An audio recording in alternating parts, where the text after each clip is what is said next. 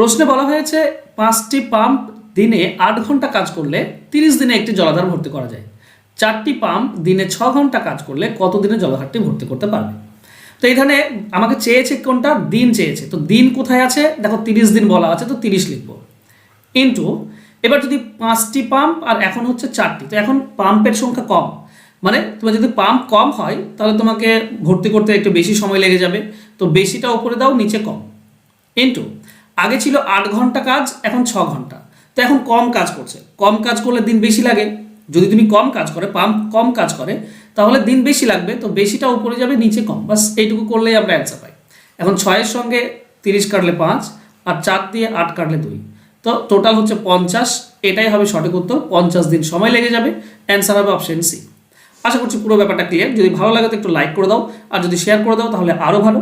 আর এগুলো যদি আরও ডিটেলসে বুঝতে চাও তাহলে আবার YouTube channel Matrix by Hasnat follow করতে পারো। ধন্যবাদ।